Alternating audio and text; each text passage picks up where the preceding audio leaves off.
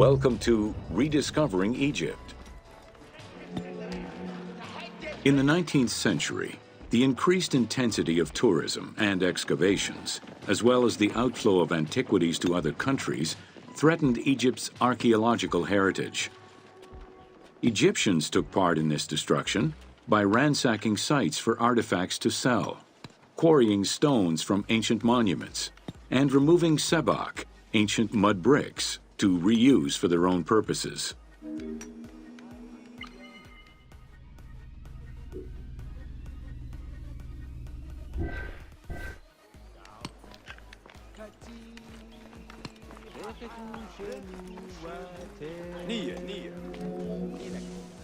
A major step in conserving Egypt's heritage was taken in 1858, when the Viceroy of Egypt created the Antiquities Service. Supported by a team of foreign scholars, Auguste Mariette exerted an iron grip on the service. He carried out his work across Egypt and into Nubia, intervening on almost every major site. Aware of the necessity of keeping unearthed artifacts in Egypt, Mariette requested a museum be created for that purpose in 1858. This museum was the ancestor of the Egyptian Museum.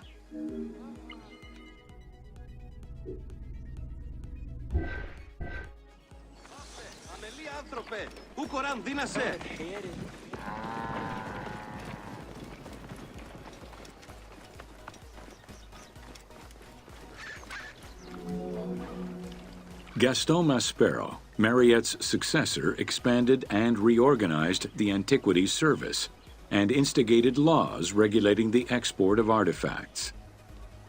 French scholars ran the service until it passed into Egyptian hands in the 1950s. As of the mid-19th century, Egyptology was fast becoming a recognized discipline within both private institutions and learned societies.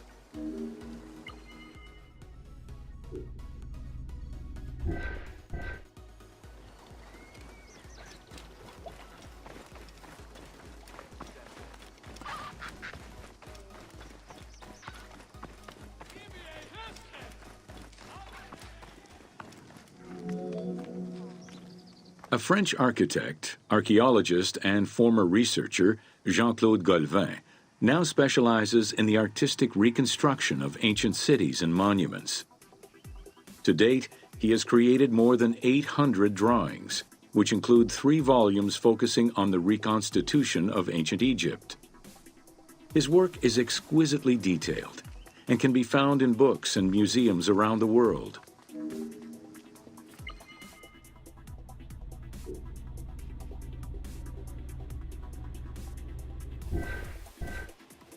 نفر ساعة سجمف هنيتف رأي The team was thrilled to collaborate with Jean-Claude Golvin in order to recreate Egypt for the game. In the 19 exclusive watercolors he created for the team, Golvin used scientific data as the base and then extrapolated to provide a full interpretation of various locations and monuments in ancient Egypt. Both early sketches and fully rendered images were then used by the team as references while building the world of Assassin's Creed Origins.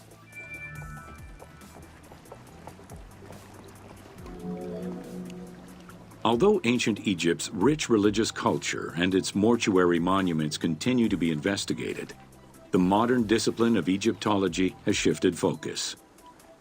Rather than single-mindedly retrieving impressive artifacts, Egyptologists today focus instead on increasing the body of knowledge. In the past, excavations took place in the field, and while that is still the case today, much of the work on Egyptology now takes place in libraries and archives.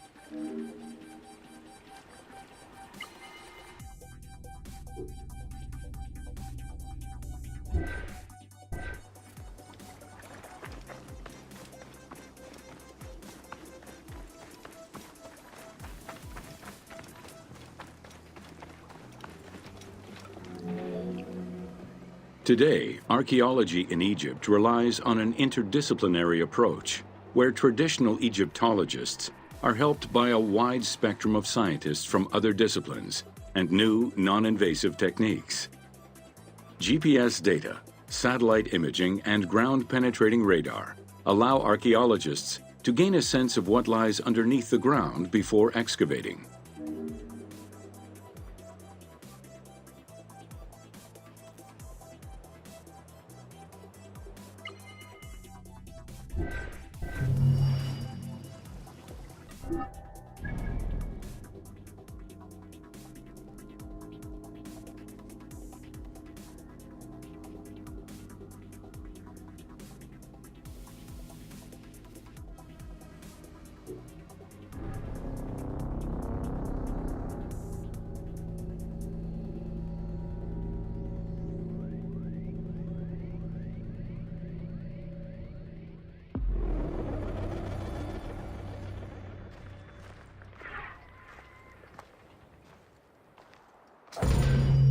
Welcome to Pyramids of the Middle Kingdom.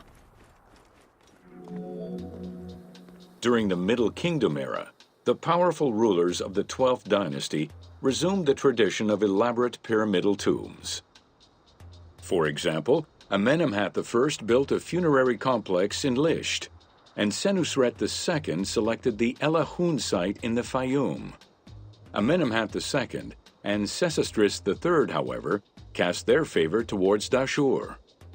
Amenemhat III built a pyramid there as well before moving to Hawara in the Fayum.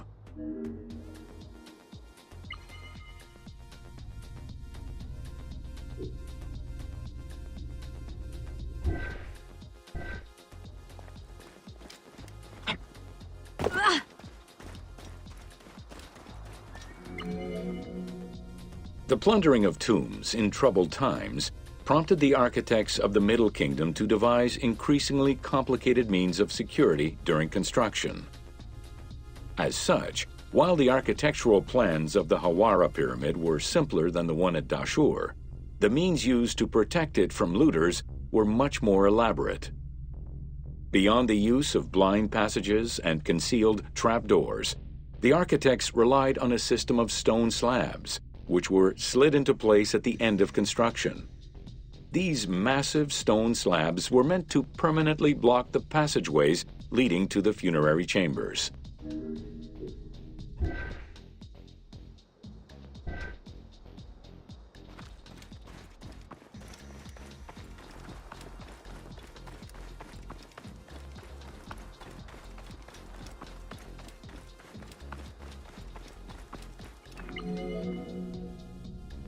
The kings of the 13th dynasty began building their pyramids at Masguna, south of Dashur, then moved on to Fayum and Abydos.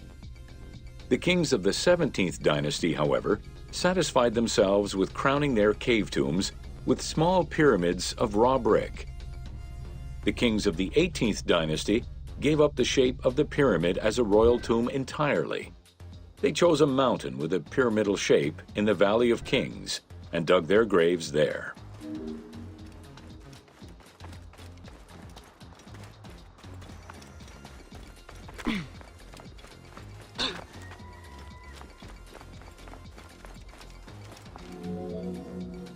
It was not until the Nubian pharaohs of the 25th dynasty that kings were once again buried under pyramidal tombs. In fact, today, the area of ancient Nubia, modern Sudan, contains a record number of 220 known pyramids to Egypt's 138. Despite their slow decline in use and quality, pyramids continued to fascinate all and sundry up to the Roman era.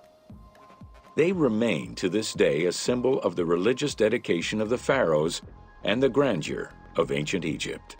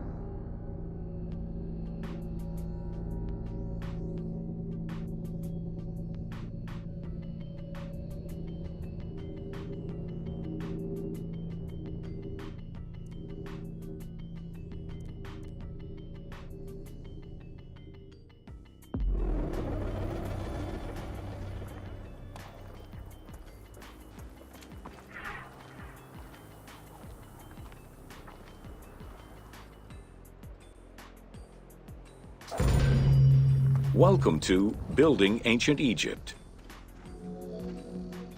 Constructed with bricks made of mud, most ancient Egyptian buildings were not permanent. Only religious temples and funerary monuments were meant to stand the ravages of time. For these very important structures, Egyptians used limestone, sandstone, and harder materials, such as granite, quartzite, and travertine. These heavy stone blocks were so prized that they were often transported from quarries located hundreds of kilometers away.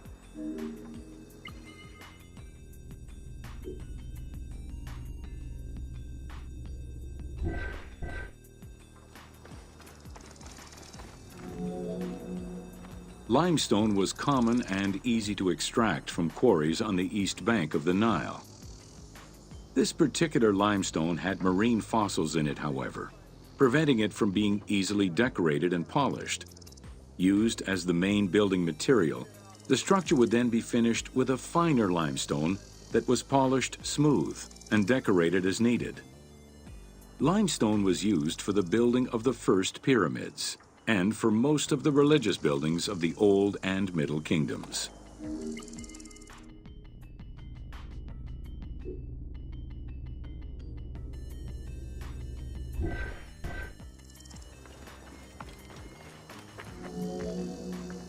Ancient Egyptians preferred to use sedimentary rock beds or layers like sandstone and limestone because they were often easier to extract. The common method used to extract stone was the open pit quarry. Stonecutters would find quality stone, shape, and dig it out on site. Open pit quarries enabled many workers to work simultaneously on many blocks, which allowed for better productivity.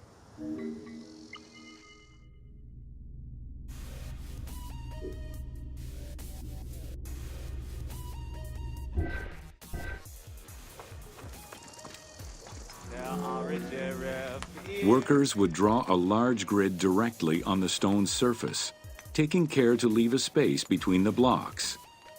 This allowed them to isolate the different blocks and create a trench that would make the extraction easier.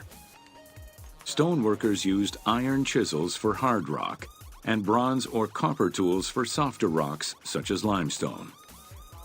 Removing material between each block created a trench line. In some quarries, that trench was wide enough to accommodate a worker, who would then cut the block entirely on site. For harder rocks like granite, workers cut a series of holes and hammered wooden wedges into them. They then soaked the wood until it swelled and caused the rock to split.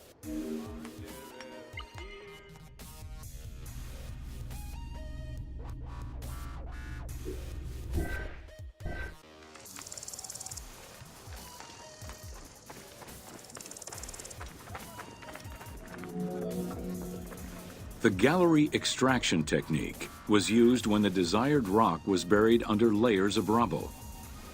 This method was often necessary in order to find the whiter and finer limestone required for a smoother finish. The first step was for the stoneworkers to create an access pit that would allow them to reach the desired wall of stone. Once a wall of quality stone was exposed, workers could then cut out smaller blocks. This pit required a descending platform. Designed like a stairway, it allowed them to free multiple galleries of blocks.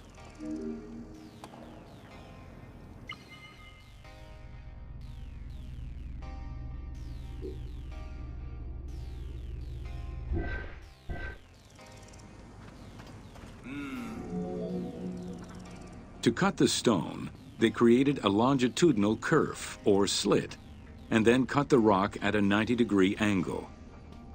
The lower side was determined along the geological layers or by using a horizontal cut. Wooden wedges were inserted in the rock and hammered in. Shock waves were then generated using hammers, fracturing the blocks at the seam.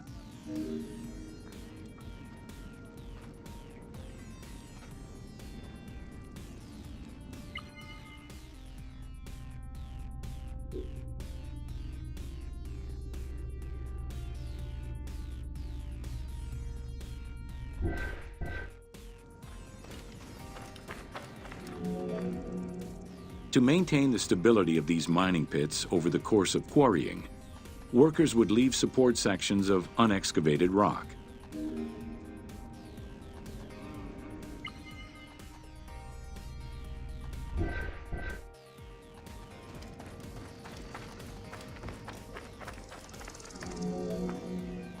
In every quarry, dedicated shrines were established to offer protection for the workers. In particular, Serket, the scorpion goddess, was considered a very powerful deity among quarry workers.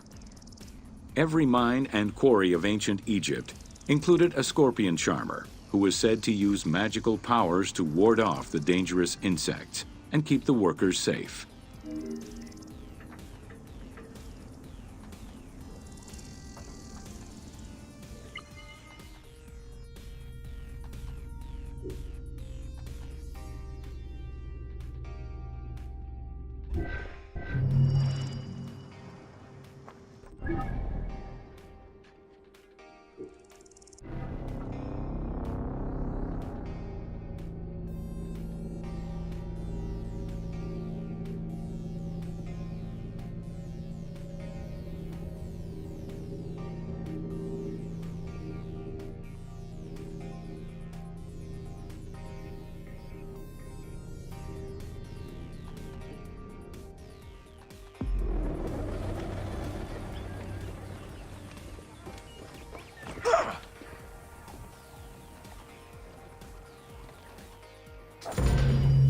Welcome to Workers and...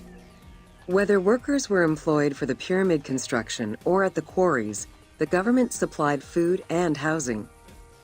Workers for the pyramids and royal necropolises were housed in more permanent villages, such as the famous Deir el-Medina. Quarry workers had more temporary lodgings. All skill levels were needed and utilized, from basic work hands to prepare the gypsum, to brickmakers and sand carriers, to skilled stonemasons to shape the blocks.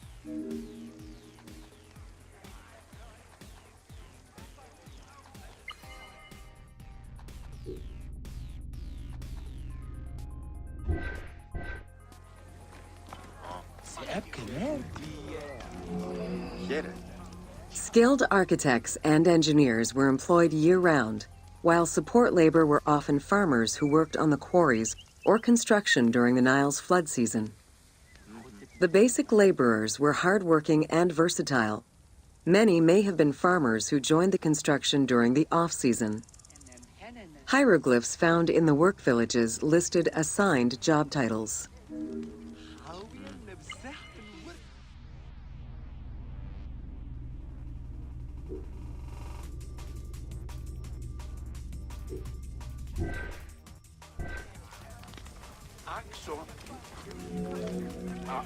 Archaeological research shows that no food was stored or prepared on site, but instead workers received abundant rations of bread, beer, and meat. These rations were taken care of by an administration outside the village. Medical treatment was also available for those who were injured.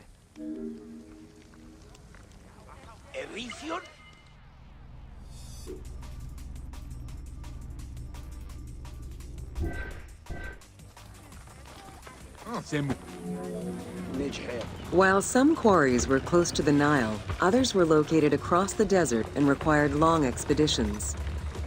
These expeditions were sanctioned by the state. They involved complex logistics and required many participants. Transporting a block by land meant that workers had to overcome the weight and friction of the load. To solve this, they first dug a track in the ground. This path was sometimes reinforced with rails upon which a sled, used to ferry the blocks, would be pulled.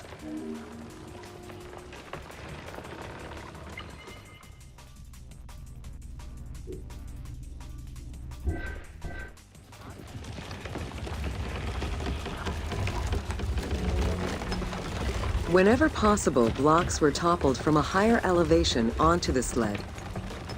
Workers then poured water onto the clay at the front of the sled, creating a slick surface to more easily move the load. It wasn't until the New Kingdom that animals were used to tow the burden.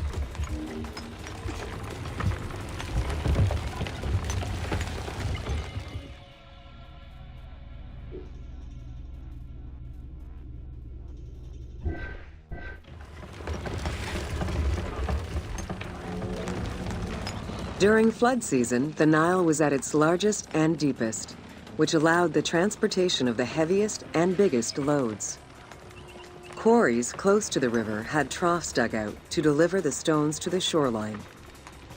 Harbors and wharfs situated at the river's edge allowed the transfer of materials and supplies. Harbor warehouses accommodated additional stocks of stone so that they were available for the winter sailing season.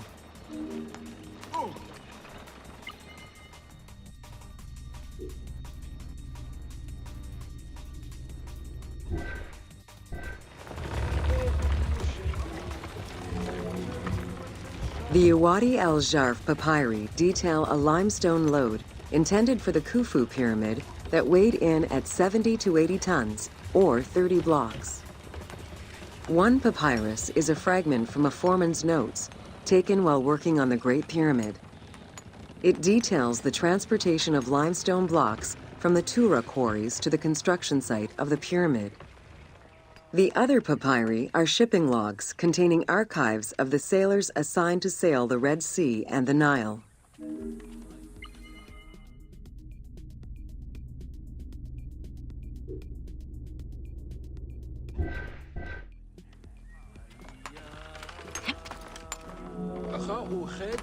Stone cargo generally weighed 15 tons per boat, amounting to roughly 6 or 7 blocks per trip. For heavier loads such as obelisks, monolithic pillars, or gigantic statues, larger boats were used. These transports are the ones typically showcased on temple walls.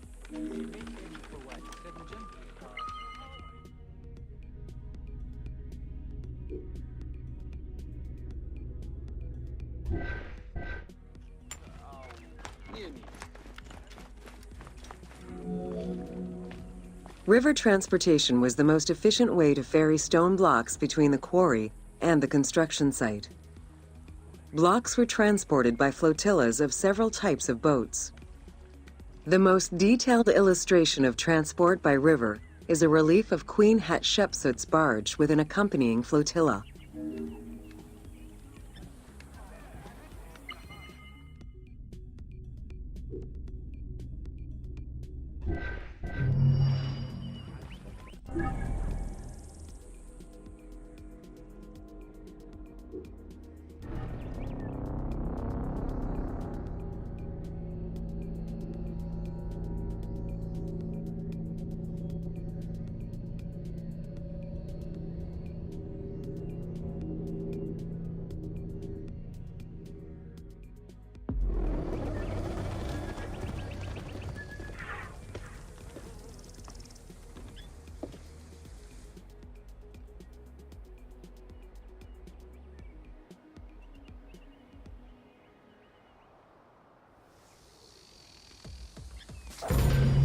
Welcome to the Fayoum.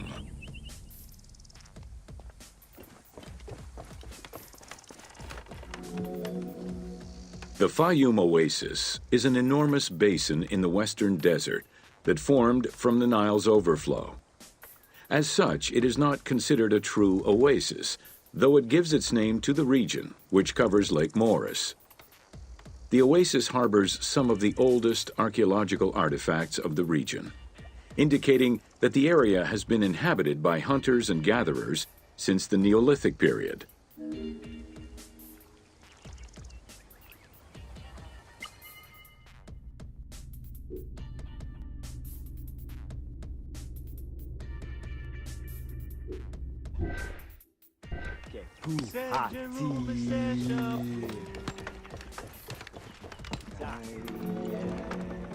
The Fayoum Oasis drains into Lake Moeris, which was a large freshwater lake, but at some time became a saltwater lake. In the 12th dynasty, ancient Egyptians redirected the water flow with a dam and dug a supply canal using the lake as their reservoir. Irrigation enabled them to continue growing crops of figs, grapes, and olives year-round.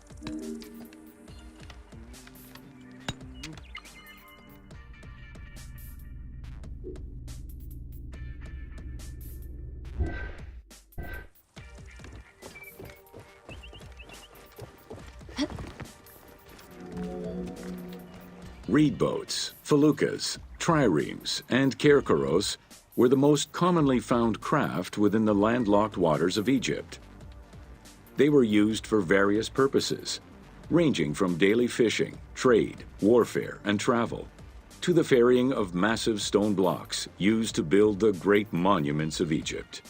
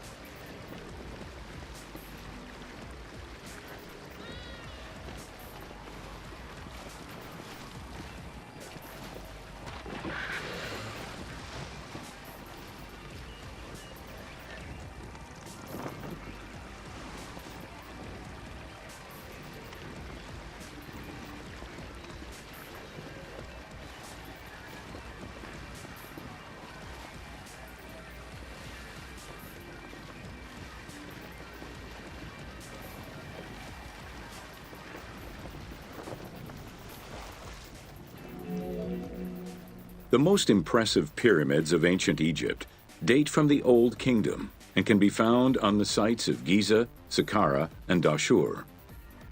However, one particularly famous pyramid of the time is located elsewhere. During the Middle Kingdom, some pharaohs chose the Fayum as their final resting place. One such ruler was Amenemhat III. His pyramid left a mark on the imagination of antique chroniclers. They refer to it as the Labyrinth, mostly due to the vast mortuary temple complex at the foot of the pyramid. Herodotus mentioned that he had visited 12 courts and over 3,000 of its chambers. But he was also well known for being prone to hyperbole.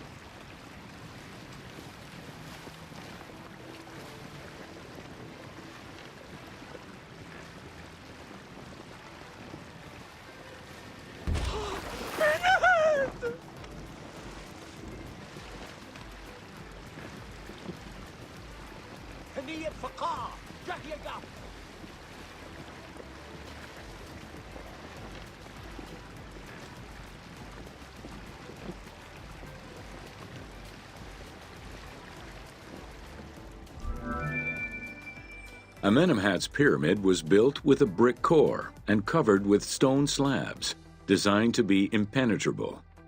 The burial chamber, made out of a single block of sandstone, is unique in its design. Richard Lepsius and Flinders Petrie both explored the pyramid site, measuring 385 meters by 158 meters, and identified it as the location of the labyrinth. Their research conditions were difficult, as most of the site had been submerged by the nearby canal. Furthermore, the stones from the complex and the outer casing of the pyramid had been quarried away long ago. Ubisoft decided to give life back to this lost monument and the many crypts that were said to be devoted to the sacred crocodile god, Sobek.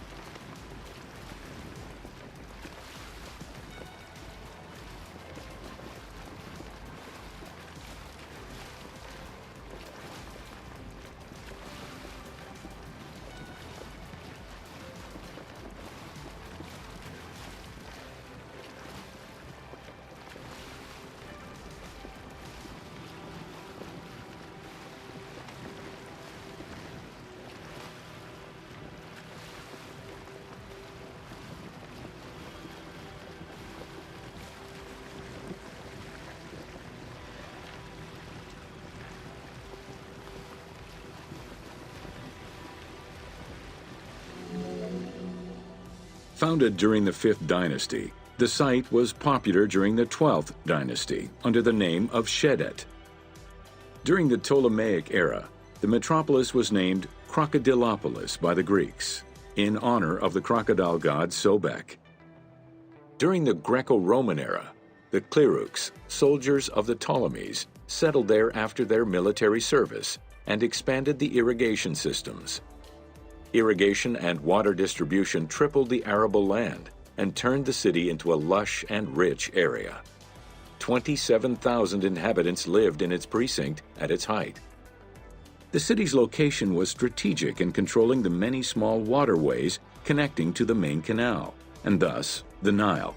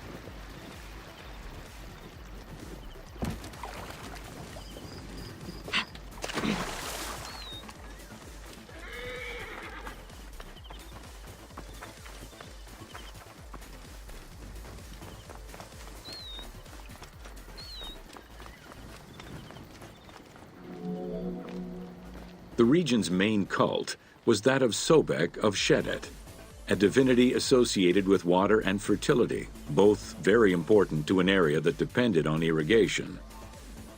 Many local villages had the title Town of Sobek added to their official designations. During festivals, ancient Egyptians recited hymns to Sobek, asking for his divine intervention. Greek settlers and later Romans would help the Temple of Sobek's economy to flourish by adopting the local embalming mortuary rites. Their sarcophagi were beautifully painted and adorned with amazingly realistic portraits.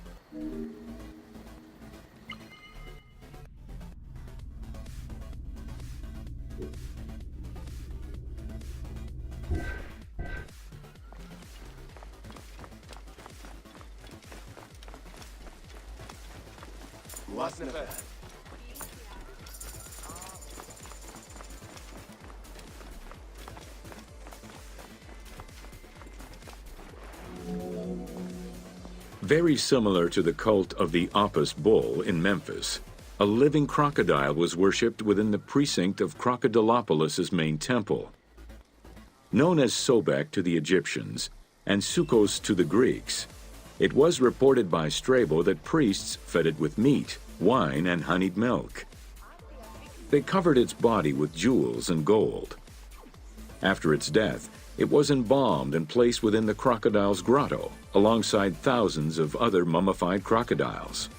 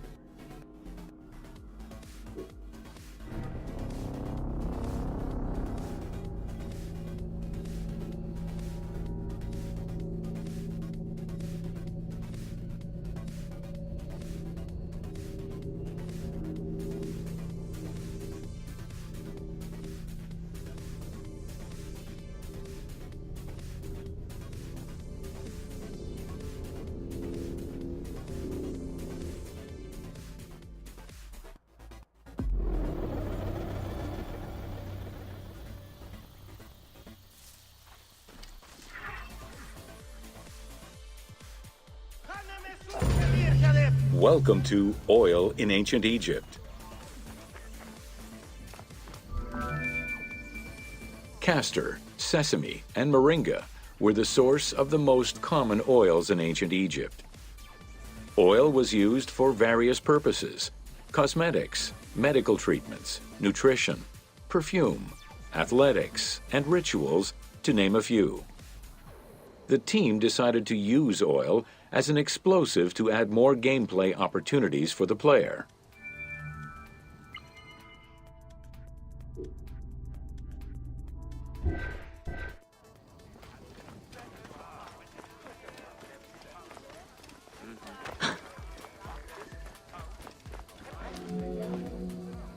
Ancient Egyptians originally used castor oil in wick lamps, but also for cosmetics, such as facial and hair treatments. There is mention in some papyrus of castor oil being prescribed to treat constipation and help pregnant women. Castor beans were found in ancient Egyptian tombs as early as 4000 BCE. Castor oil was made by pressing the beans from the plant of the same name.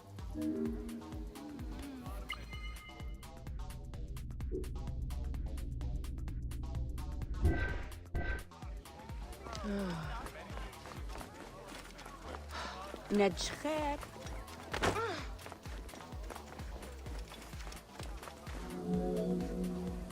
Olive trees were present though scarce in ancient Egypt's early history, and olives were mostly imported from Syria and Palestine. Their use and cultivation remained uncommon until the mass arrival of Greek settlers during the reign of the Ptolemies, when demand increased sharply. Olive trees were normally found in the region of the Fayum and the lands surrounding Alexandria.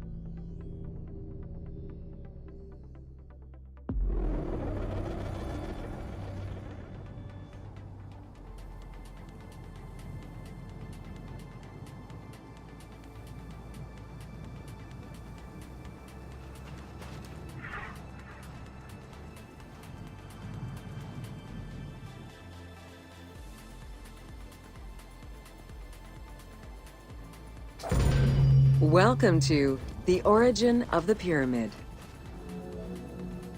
The origin of the word pyramid is controversial. Most believe that it originates with the Greek word pyramis, which referred to a bread of conical shape. Life and death in ancient Egypt were modeled on the cycle of the sun. The perfect shape of the smooth-faced pyramid became associated with the metaphor of the pharaoh transformed into one of the sun's rays in death. Pyramids represented the Benben, the primordial mound of the Heliopolitan creation myth. These stories permeated every aspect of Egyptian life to a greater or lesser extent.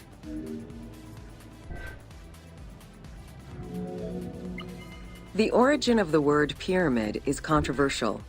Most believe that it originates with the Greek word pyramis, which referred to a bread of conical shape. During the pre-dynastic period, the development of funerary practices was different depending on whether one was located in Lower Egypt or Upper Egypt. Well before the pyramid, there was the burial pits. It is on the site of Merimde Beni Salome in Lower Egypt that we find the oldest funerary site, dating back to 5000 BCE. Study of the tombs revealed that the bodies of the deceased were deposited in a shallow grave in a fetal position. Though a few objects were recovered from these graves, they offered no insight as to the social class of those interred within.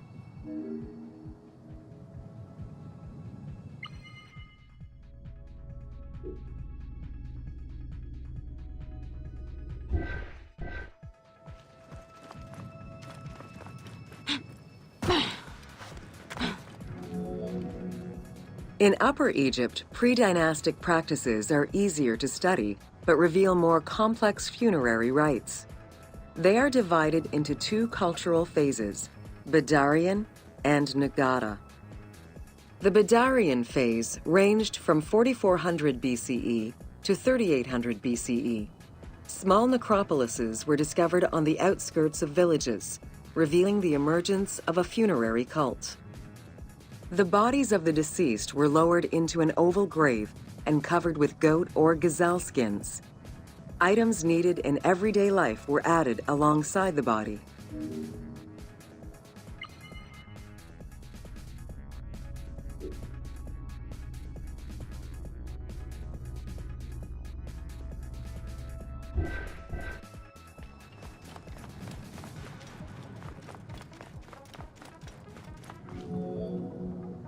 During the three Nagada periods ranging from 4000 BCE to 3510 BCE, funerary practices evolved in complexity.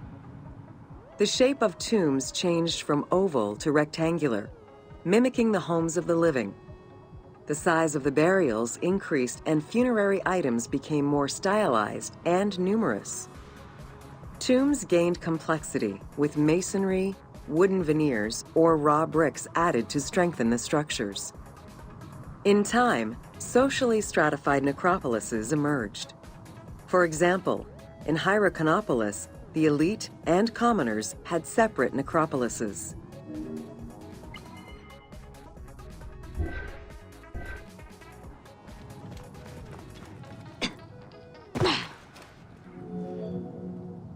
The term mastaba, meaning massive bench in dialectal Arabic, refers to a form of funerary architecture that was present in Egypt from the Archaic period to the Middle Kingdom. An evolution of the burial pit, mastabas were generally composed of two parts. A structure was built above the ground in the form of a massive rectangle with stepped walls, and a subterranean burial chamber was located underneath. Smaller mastabas often surrounded the much larger tomb of the king. These generally held the remains of the king's relatives and courtiers.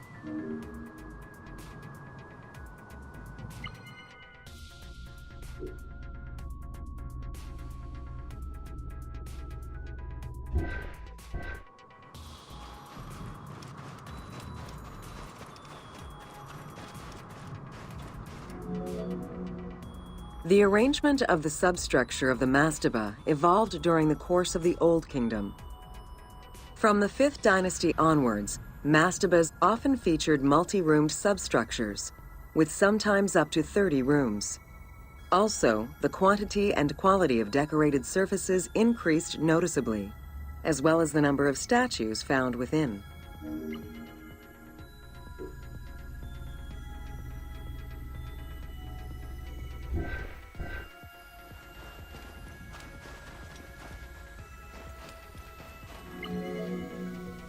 The 6th dynasty would see art used to its utmost.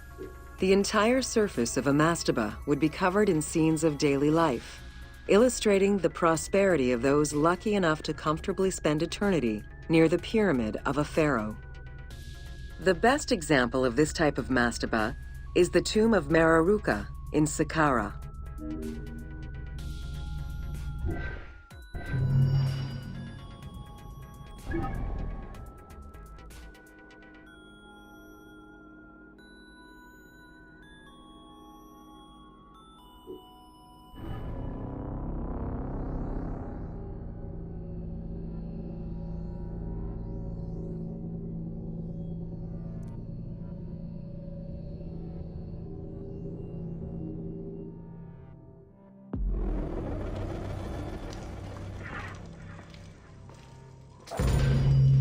Welcome to the Great Pyramid of Giza, Upper Chambers.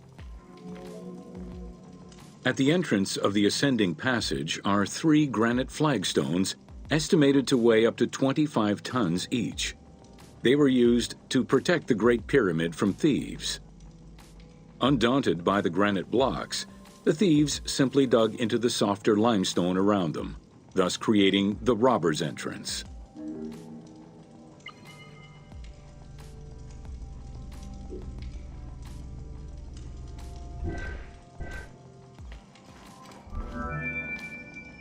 while in reality the robber's entrance is one single cavity which leads to both passages. In the game, the team created individual accesses to either passage. As such, in the game, one entrance leads to the ascending passage, while another leads to the descending passage. The ascending passageway of the Great Pyramid provides a direct path into the Grand Gallery and is accessed 30 meters from the entrance along the descending corridor. Both corridors have similar dimensions and are designed with the same 26-degree incline.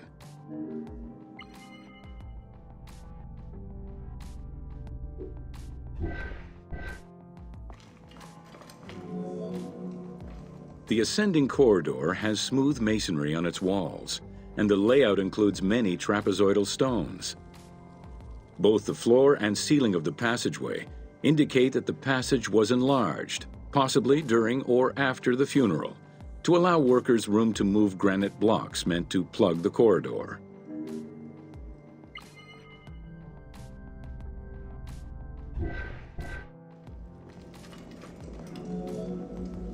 The Grand Gallery's purpose is still debated among experts. It may have been intended to align with the stars, act as a buffer to protect the king's chamber, or simply to facilitate the transport of the granite blocks used inside the pyramid. Access to the queen's chamber was at the beginning of the Grand Gallery.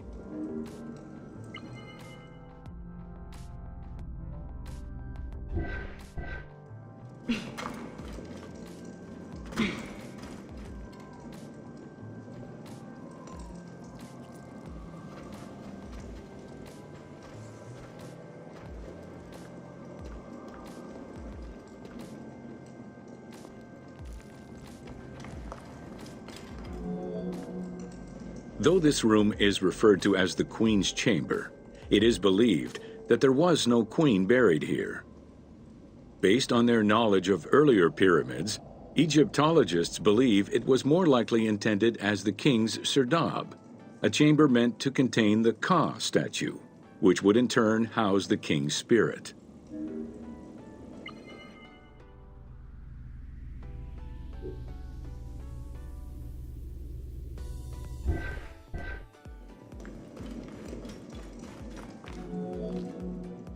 Situated exactly within the pyramid's center, on the east-west axis of the pyramid, the chamber has a vaulted ceiling and measures 5.7 by 5.2 meters. In the eastern wall, there is a niche tucked away in a small corbelled archway, which may have originally held the Ka statue. Behind this niche is another smaller hole, possibly dug out by thieves in search of further treasure.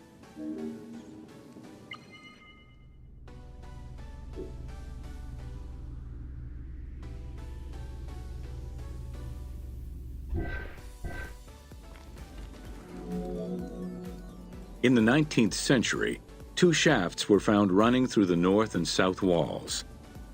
They each run in a horizontal line for 2 meters before sloping upward, and both are closed off with limestone blocks fitted with copper handles. Whether they were intended as ventilation shafts for workers or a celestial connection for the pharaoh's spirit is unconfirmed.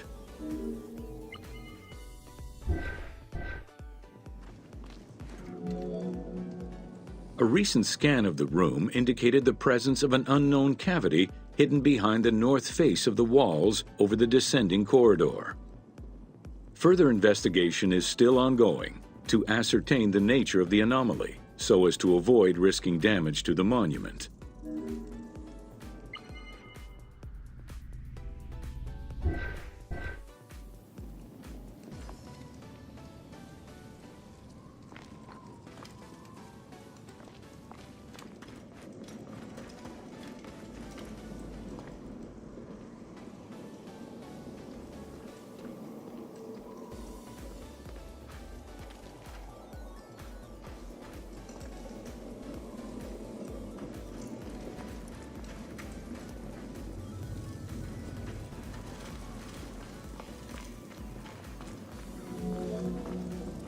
Khufu's architects were possibly influenced by earlier rhomboidal pyramids when designing the gallery. It is the longest corbelled vault ever built, measuring 47 meters long and 8.6 meters high. The walls were made to taper inward, allowing for better distribution of weight. As a result, the ceiling measures just over a meter wide at its highest point. Though this construction technique is present in other pyramids, few have the same precision and stability.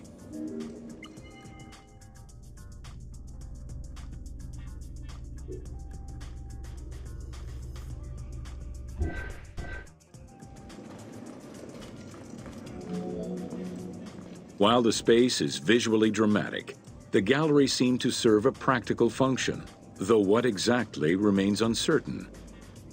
Still, the wall design was undoubtedly meant to contribute to the stability of the structure, and its floor may have helped workers move the materials. A channel runs along the middle of the room. A movable floor originally rested in this central recess. The raised benches on either side are equipped with slots that may have been used to help position the granite blocking stones.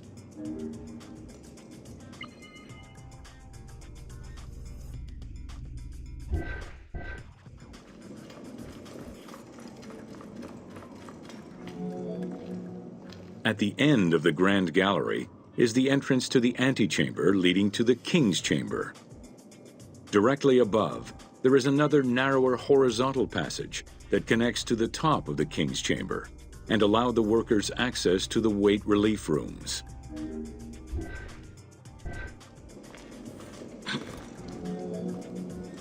The far end of the Grand Gallery leads to a small antechamber with a portcullis, preventing access to the King's Chamber. The portcullis was composed of 3 separate granite slabs. They were designed to be lowered into place and seal the chamber after the burial of the king. The grooves dug out to hold the slabs in place are still clearly visible to this day.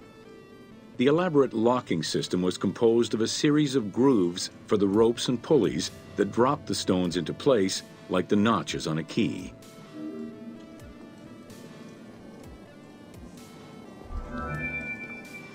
For the purposes of the game, the team elected to remove the portcullis slabs in order to grant the player access to the King's Chamber. In reality, workers would have backed out of the room after the funeral, lowering each slab into place behind them one at a time. Each of the 3 stones were smashed. The King's Chamber is built entirely out of red granite. The King's Chamber measures 5.8 meters in height. It has an imposing cover of 5 stacked levels above, with granite beams weighing 25 to 40 tons each. The uppermost level is surmounted by a vault of stones, arranged in chevrons to bear the enormous structural load.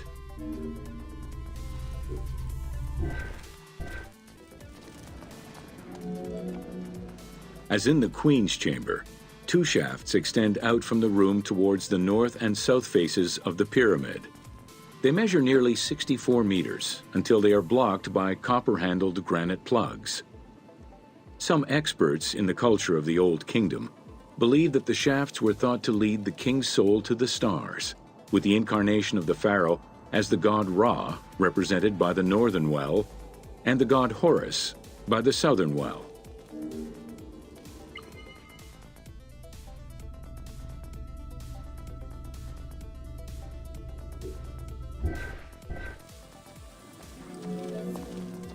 There is a granite sarcophagus at the west end of the room, but it is the concealed construction inscriptions left by workmen on the roof's stones which verify this as the resting place of Khufu.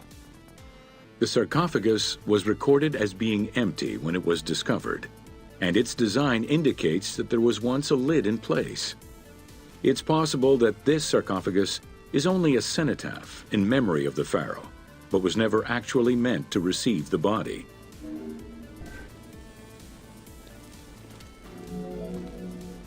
Khufu's mummy was never found. It is hoped that as of yet undiscovered hidden rooms and shafts of the pyramid may provide an answer as to its location.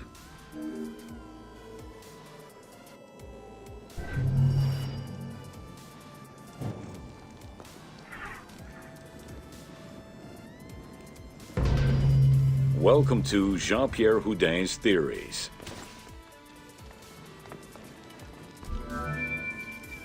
The team wanted to provide players with a sense of exploration and discovery, particularly within the Great Pyramid. As such, a decision was made that the internal design of the monument in the game would reflect Jean-Pierre Houdin's theories. While the antechambers of the King's Tomb have yet to be discovered, Houdin posits that this is merely due to a unique design, placing the pharaoh's tomb at the center of the pyramid. The entire tour you are about to take was designed along Houdin's hypotheses.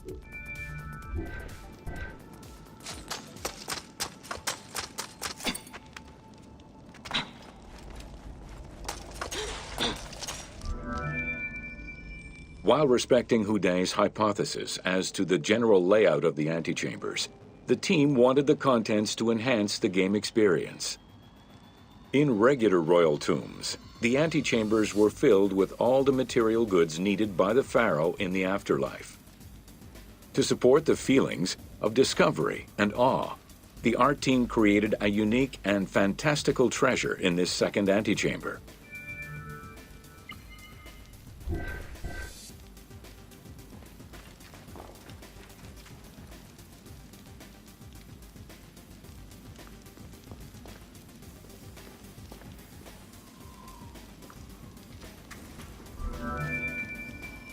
Houdin theorized that the ascending corridor and the Great Gallery were used by the workers to haul hoist the heavy beams above the king's chamber. He called it the service circuit. The corridor you are in now was created by the team following Houdin's theory and is referred to as the Noble Circuit. It is through this corridor that the wooden sarcophagus containing the pharaoh's mummy would have been transported to its final resting chamber.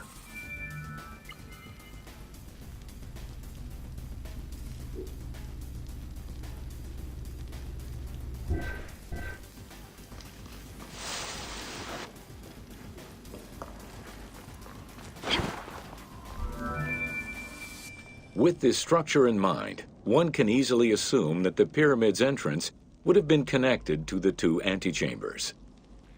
Modern research has revealed that a cavity might be located behind the north face chevrons of the pyramid. As such, the team chose to create this area for the player to explore.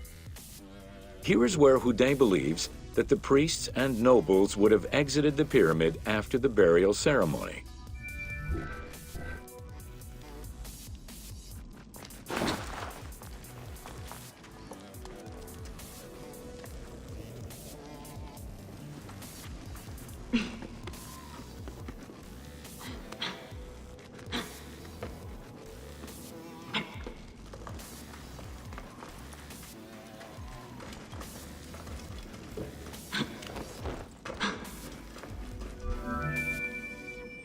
Many theories regarding the construction of the Great Pyramid rely on the usage of external ramps.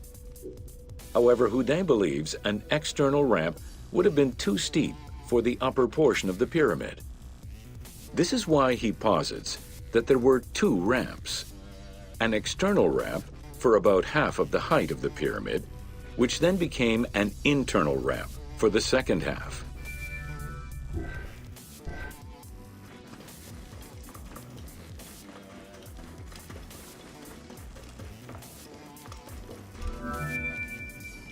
Houdin's theory states that this internal ramp followed the sides of the pyramid in an ascending spiral pattern. A notch discovered in the edge of the Great Pyramid, known as Bob's Room, seems to support this theory. Located at the corners of each edge of the pyramid, these large rooms would have allowed workers to turn the stone by 90 degrees, allowing them to continue the ascent. The team chose to create rooms such as this one, bringing Houdin's hypothesis to life.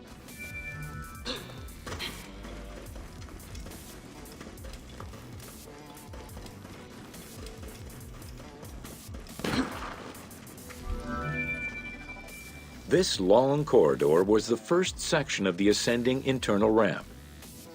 Through it, the blocks used to build the Great Pyramid would have been carefully moved upward and then turned at each edge of the pyramid in order to continue their ascent. Though the team only created the main ramp for the game, Houdet posits that this ramp had 2 levels, allowing workers to return safely to the bottom thanks to an additional corbelled upper section.